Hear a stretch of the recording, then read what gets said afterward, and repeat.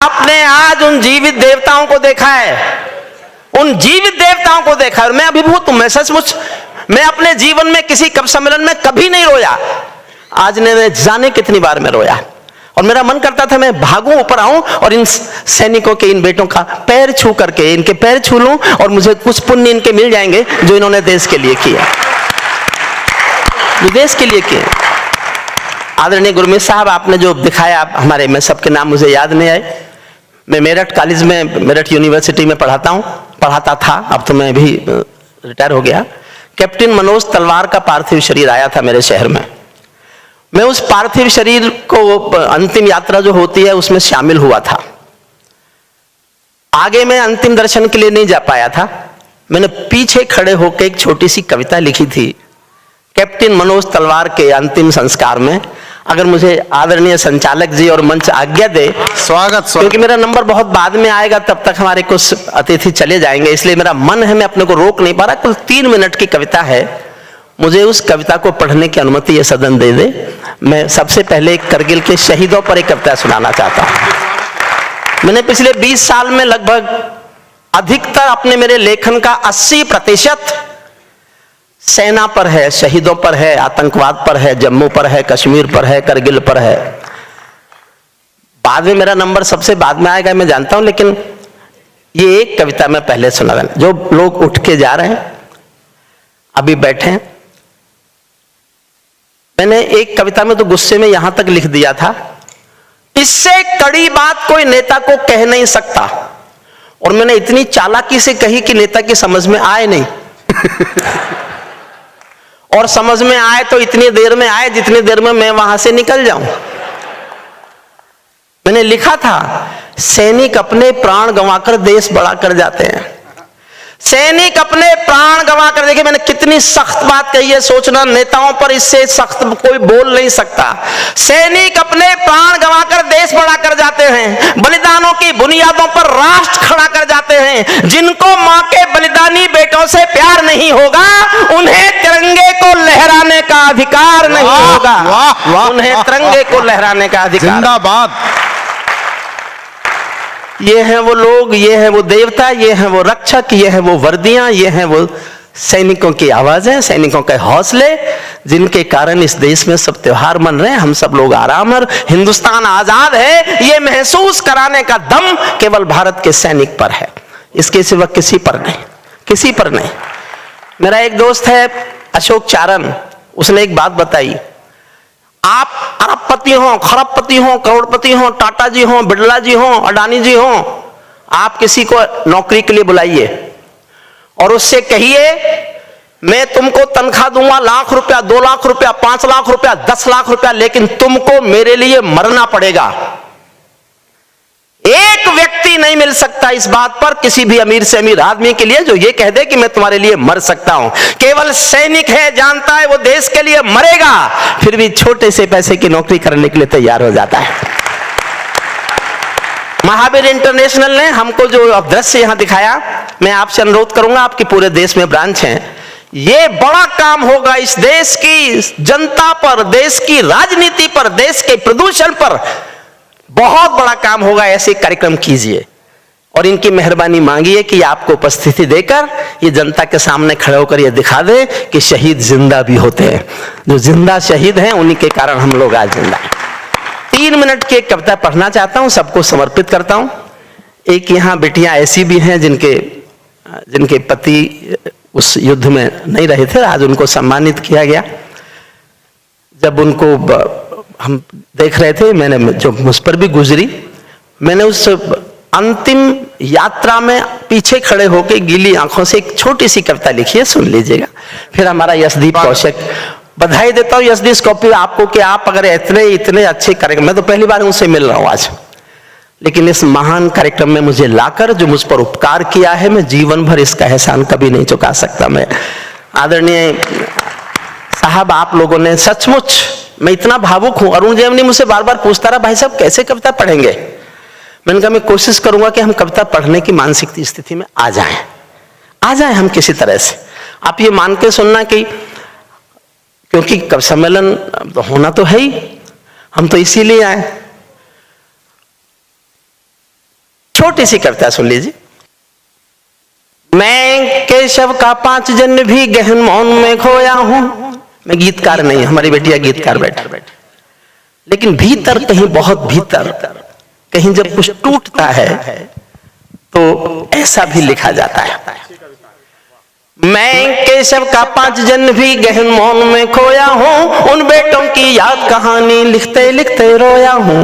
उन बेटों की याद कहानी लिखते लिखते रोया हूँ। जिस माथे की कुमकुम बिंदी वापस लौट नहीं पाई, चुटकी झुमके पायल ले गई कुर्बानी की यमराई। कुछ बहनों की राखी जल गई है बर्फीली घाटी में, वेदी के गठबंधन मिल गए हैं करगिल की घाटी में। पर्वत पर कितने सिंदूरी सपने दफन हुए होंगे, बसंतों के मधुमासी जीवन हवन हुए होंगे। टूटी चूड़ी धुला महावर रूठा कंगन हाथों का, कोई मोल नहीं दे सकता बासंती जज्बातों का, कोई मोल नहीं।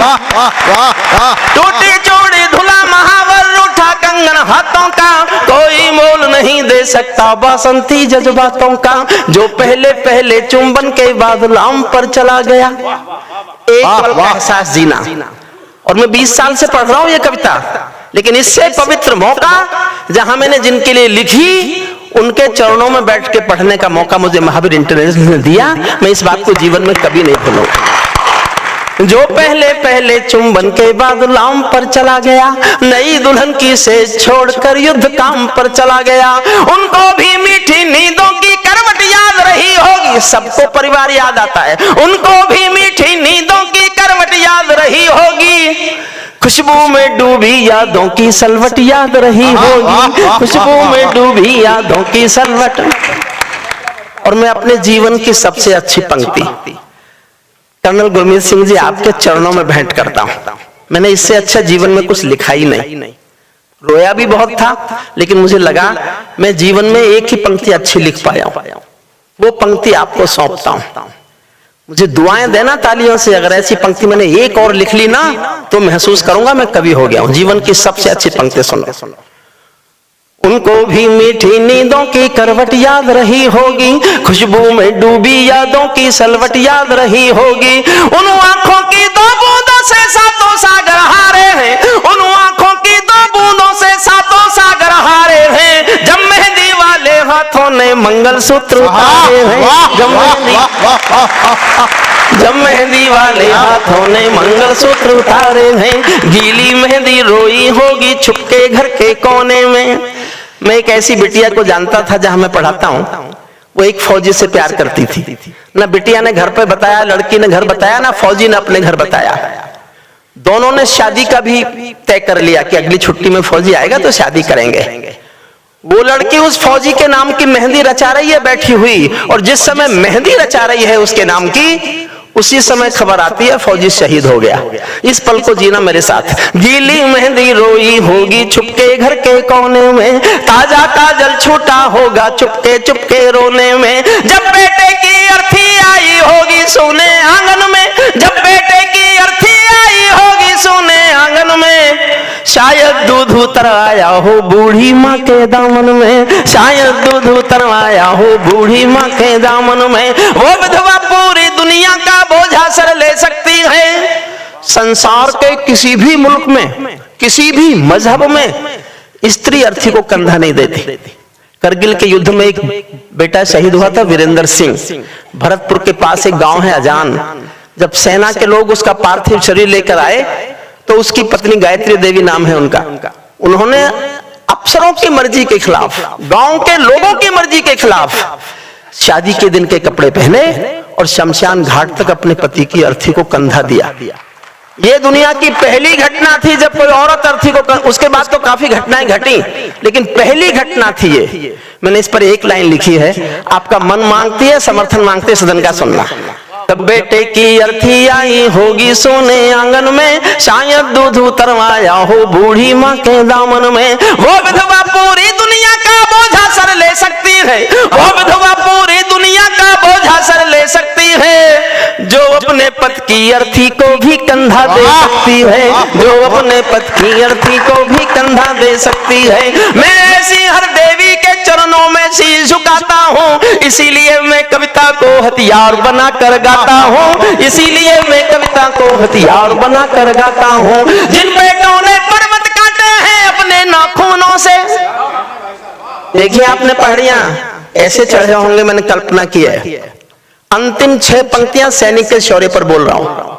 मैंने सैनिक के शौर्य पर केवल 6 लाइन लिखी है इस कविता में, वो सुनिए। जिन बेटों ने पर्वत काटे हैं अपने नाखूनों से, उनकी कोई मांग नहीं है दिल्ली के कानूनों से, उनकी कोई मांग नहीं है दिल्ली के कानूनों से। जो सैनिक सीमा रेखा पर ध्रुवतारा बन जाता है, उस कुर्बानी के दीपक से सूरज भी शर्माता है। गर्म दहानों पर तोपों के जो सीने अड़ जाते हैं, उनकी गाथा लिखने को अंबर छोटे पड़ जाते हैं। उनके लिए हिमालय कंधा देने को झुक जाता है, कुछ पल तो सागर की लहरों का गर्जन रुक जाता है। उस सैनिक के शव का दर्शन तीर्थ जैसा होता है, चित्र शहीदों का मंदिर की मूर्त जैसा होता है, चित्र शहीद। बहुत बहुत धन्यवाद। मुझे बस एक आज्ञा दे दीजिए, मेरी कमर में थोड़ी प्रॉब्लम है, पिछले दिनों बीमार हो गया था, मुझे बैठ के पढ़ने के लिए एक ताली बजा दीजिए एक बार, मैं फिर सुना। मैं ऐसा मानता हूं हमारा जो नया नेतृत्व है वो हर समस्या का हल कर देगा। डीजल 10 रुपए हो जाएगा, बुलेट ट्रेन हमारे घर से सवारी लेने आया करेगी, लेकिन कश्मीर से हमारे बेटे तिरंगे में लिपट कर आते रहे तो जनता जवाब तो मांगेगी, जनता जवाब तो मांगेगी। ये कैसे डरता पाकिस्तान? मैं 2 लाइन पढ़ रहा हूं, इस तेवर को आपने स्वीकार लिया तो यही कविता सुनाऊंगा, वरना मेरे पास ताली बजवाने वाली बहुत कविताएं। अनिल अग्रवंशी मुझसे ही सीखा है, पर ठीक नहीं सीखा। 2 पंक्ति तय करेंगी, इस तेवर को आप स्वीकारेंगे तो मैं इस कविता को पढ़ दूंगा। आधे लोगों ने ताली बजाई तो आधी सुनाऊंगा, चौथाई ने ताली बजाई तो चौथाई, और पूरे सदन की एक व्यक्ति की ताली उठी। हालांकि बचे ही कितने, सबसे ज्यादा अरुण जैमिनी ने भगाए और खुद भाग गया। 2 लाइन तय करेंगे साहब, इस तेवर को आप स्वीकारेंगे। योद्धा बैठे हैं इसलिए इस कविता को सुनाना चाहता हूं, तो मैं पूरी कविता सुनाऊंगा। ये पाकिस्तानी गालों पर दिल्ली के चाटे होते, ये पाकिस्तानी गालों पर दिल्ली के चाटे होते, गर हमने 2 के बदले में 20 शीश काटे। वाह वाह वाह वाह वाह, यही सुनाऊं साहब? जिंदाबाद। एक बार तालियां उठाइए, ये पता ना लगे कि आप कम लोग हैं। हमारे सैनिकों का सर काटा गया और हम बातचीत करते रहे उस देश से। मैंने पूछा विनीत चौहान से, मेरा छोटा भाई है, प्रज्ञा मेधा मुझसे बड़ा है, और मैं कई बार सोचता हूं कि मेरा बहुत अच्छा वो लिखता है, मुझसे ज्यादा अच्छा ओज और तेजस में पढ़ता है। मैंने कहा विनीत, मेरी समझ में नहीं आया, हमारे सैनिक का सर काटकर पाकिस्तान अपनी सीमा में ले गया, उसका क्या करेगा? विनीत ने कहा भाई साहब उसकी फौज कायर है। समझना मैं बोलना क्या चाहता हूं? भाई साहब उसकी फौज कायर है, वो अपनी कायर फौज को शायद दिखाना चाहता होगा कि बहादुर हिंदुस्तानी फौजी बेटे का सर होता कैसा है, जो कट तो सकता है लेकिन छुप नहीं सकता। जिंदाबाद। 10 सेकंड और मांगता हूं। मैंने इतने गुस्से में कविता क्यों लिखी जल्दी से बताता हूं। मैंने एक कहानी पढ़ ली। कहानी यह थी कि एक पिंजरे में तोता था किसी के पास पालतू। एक दिन मालिक ने तोते से कहा मैं पड़ोसी गांव जा रहा हूं, तेरा खाना शाम तक का मैंने पिंजरे में रख दिया है, खा लेना। तोता बोला मालिक उस गांव में मेरे गुरुजी रहते हैं। मालिक बोला तो मैं क्या करूं? बोले मेरी राम राम तो बोल सकते हो। मालिक ने कहा मिलेगा तो बोल दूंगा। मालिक पड़ोसी गांव गया, जाके पूछा यहाँ कोई मेरे पिंजरे के पालतू तोते का गुरु है क्या? एक बूढ़ा तोता उठ के आया, उसने कहा मैं हूं। उसने कहा तो मेरे पालतू तोते ने पिंजरे से तुमको राम राम भेजी है। बूढ़े तोते ने सुना और मर गया। मालिक लौट के आया, तोते ने आते ही पूछा मेरे गुरुजी मिले? मालिक बोला काय का तेरा गुरुजी? मैंने तेरी राम राम बोली, वो तो सुनते ही मर गया। इतना सुनते ही पिंजरे का तोता भी मर गया। मालिक ने जब पिंजरे का दरवाजा खोला तो तोते की आत्मा कहती चली गई कि मालिक तुम समझे नहीं, मेरे गुरु ने मेरे लिए संदेश भेजा है कि जिसको आजाद होना है उसे मरना आना चाहिए। और ये बात मैंने आपको केवल इसलिए सुनाई, भारत 1947 में आजाद हुआ, लेकिन फिर कभी एक साथ खुले हाथों से मरने के लिए तैयार नहीं हुआ, इसलिए खंडों में मरता रहा। कभी पठानकोट में मरा, कभी बंबई में मरा, कभी संसद में मरा, कभी उरी में मरा, कभी अनंतनाग में मरा, कभी कहीं कभी कहीं। हम एक बार मरने को तैयार हों तो हम जीना सीख सकते हैं। मैं इस कविता इसलिए सुना रहा हूं, सुनिएगा। स्वागत। ये आतंकों के गालों पर दिल्ली के चांटे होते, गर हमने 2 के बदले में 20 शीश काटे होते, बार बार दुनिया के आगे हम ना शर्मिंदा होते, और हमारे सारे सैनिक सीमा पर जिंदा होते, और हमारे सारे सैनिक सीमा पर जिंदा होते। ये कैसा परिवर्तन है खुददारी के आचरणों में, सेना का सम्मान पड़ा है चरमपंथ के चरणों में, किसका खून नहीं खौलेगा सुन पढ़कर अखबारों में, सिंहों की गर्दन कटवा दी चूहों के दरबारों में, सिंहों की गर्दन कटवा दी चूहों के दरबारों में। बार बार की गद्दारी को भारत क्यों सह जाता है? और अगली पंक्ति जो मैंने लिखी है वही आपके दिलों में हो, वही हमारे योद्धाओं के दिलों में हो, तो मैं फिर समर्थन मांगता हूं। बार बार की गद्दारी को भारत क्यों सह जाता है? ज्यादा संयम भी दुनिया में कायरता कहलाता है। ज्यादा संयम भी दुनिया में कायरता कहलाता है। हमने 70 साल खो दिए श्वेत कपोत उड़ाने में, खूनी पंजों के गिद्धों को गायत्री समझाने में, भैंस के आगे बीन बजाना बहुत हो चुका बंद करो, खुद को बिच्छू से कटवाना बहुत हो चुका बंद करो, नाक फनी पर बेला चंपा कभी नहीं खिलने वाले, पत्थर की आंखों में आंसू कभी नहीं मिलने वाले, बंदूकों की गोली का उत्तर सद्भाव नहीं होता, हत्यारों के लिए हिंसा का प्रस्ताव नहीं होता, कोई विषधर कभी शांति के बीज नहीं बो सकता है, और भेड़िया शाकाहारी कभी नहीं हो सकता है। और भेड़िया, जोश कम मत कीजिए, मैं आपका जोश चाहता हूं। और भेड़िया शाकाहारी कभी नहीं हो सकता है। जब सिंहों की राजसभा में गीदड़ गाने लगते हैं तो हाथी के मुंह के गन्ने चूहे खाने लगते हैं। रावलपिंडी वालों को सपने में काल दिखाओ तो, भारत माता की आंखों के डोरे लाल दिखाओ तो, दिल्ली वालों ठोकर मारो दुनिया के हथकंडों पर, इजराइल से जीना सीखो अपने ही भूखंडों पर, इजराइल से जीना सीखो अपने ही भूखंडों पर। भारत माता का बंटवारा है जिनकी अभिलाषा में, वे समझेंगे अर्जुन के गांडीव धर्म की भाषा में। और साहब कब तक देखेंगे तिरंगे में लिपटे हुए अपने बेटों को? कब तक रोज तिरंगे में आएंगे हमारे बेटे लिपट कर?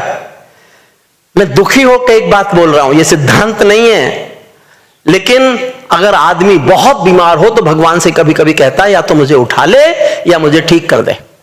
उस एहसास से एक पंक्ति जन्मी है। मैं देखना चाहता हूं हैदराबाद के लोग महावीर इंटरनेशनल के इस आयोजन में मेरे बात का कितना समर्थन करते हैं। भारत माता का बंटवारा है जिनकी अभिलाषा में, वे समझेंगे अर्जुन के गांडीव धर्म की भाषा में। फूल अमन के कभी नहीं खिलते कायर पर पार्टी में, नेहरू जी के श्वेत कबूतर मरे पड़े हैं घाटी में। दिल्ली वालों अपने मन को बुद्ध करो या कुछ करो, कश्मीर को दान करो या गद्दारों से युद्ध करो, कश्मीर को दान करो या गद्दारों से युद्ध करो। जिंदाबाद। जेल भरे क्यों बैठे हैं हम आदमखोर दरिंदों से? आजादी का दिल घायल है जिनके गोरख धंधों से। घाटी में आतंकवाद के कारक बने हुए हैं जो, बच्चों की मुस्कानों के संहारक बने हुए हैं जो, उन जहरीले नागों को भी दूध पिलाती है दिल्ली, मेहमानों जैसी बिरयानी चिकन खिलाती है। क्या बात, वाह वाह वाह वाह वाह। और जानते हो ये अजहर मसूद कौन है? ये वही है जिसको भारत सरकार हवाई जहाज में बिठा के कंधार छोड़ने गई थी।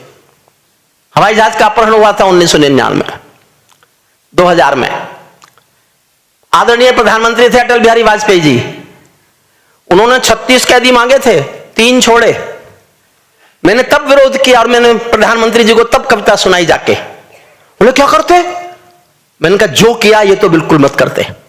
मैंने तब लिखा, अगर मेरी बात माननी होती तो आज ये समस्या ही नहीं होती। मैंने तब लिखा था जब हवाई जहाज के अपहरण के बदले हमने 3 आतंकवादी छोड़ दिए थे। मैंने तब कहा था जब हत्यारों ने इंसानी रिश्ते नाते त्यागे थे और फिरौती में दिल्ली से 36 कैदी मांगे थे, तब दिल्ली वालों ने केवल निर्णय एक लिया होता, 36 के 36 को तोप के मुंह से बांध दिया होता, 36 के 36 के तोप से मुंह से बांध दिया होता, और चुनौती दे दी होती सीधे रावलपिंडी को। भीष्म पिता में क्षमा नहीं कर सकते और शिखंडी को। काश हमारी दिल्ली की आंखों में काल दिखा होता और अटल जी की आंखों में डोरा लाल दिखा होता। नयन तीसरा डमरू वाले शिव ने खोल दिया होता, लाल किले पर सीना ठोक के हमने बोल दिया होता, अगर खरोंचे भी आए जो भारत के बाशिंदों को, जिंदा एक नहीं छोड़ेंगे बंदी पड़े दरिंदों। वाह वाह, क्या बात, वाह, जिंदाबाद। और पहली बार देखने को मिला अभिनंदन जब पाकिस्तान के पास था, तब ये भाषा बोली गई केवल 24 घंटे, और वो मुल्क घुटनों पे आया और अभिनंदन हमारा वापस आया, अभिनंदन वापस आया। पहली बार ये भाषा बोली गई थी, पहली भाषा की वो कत्ल की रात होगी। मैं कहना क्या चाहता हूं, जिनके कारण पूरी घाटी जली दुल्हन सी लगती है, पूनम वाली रात चांदनी चंद्र ग्रहण सी लगती है, जिनके कारण मां की बिंदी दाग दिखाई देती है, वैष्णो देवी मां के घर में आग दिखाई देती है, उनके पैरों बेड़ी जकड़े जाने में देरी क्यों है, उनके फन पर एड़ी रगड़े जाने में देरी क्यों। वाह वाह वाह वाह वाह वाह वाह। मैंने 29 साल यूनिवर्सिटी में संविधान पढ़ाया, तब बोलता हूं सुनना, काश्मीर में एक विदेशी देश दिखाई देता है, काश्मीर में एक विदेशी देश दिखाई देता है, संविधान को ठुकराता प्रवेश दिखाई देता है, वे घाटी में भारत के झंडों को रोज जलाते हैं, सेना पर हमला करते हैं, खूनी फाग मनाते हैं, हम दिल्ली की खामोशी पर शर्मिंदा रह जाते हैं, भारत मुर्दाबाद बोलकर वे जिंदा रह जाते हैं, वाह वाह वाह वाह वाह। भारत मुर्दाबाद बोलकर वे जिंदा रह जाते हैं। और मैं कितना गुस्सा कर सकता हूं, योद्धा बैठे इसलिए पढ़ रहा हूं, मैंने पढ़ना वरना बंद कर दिया है।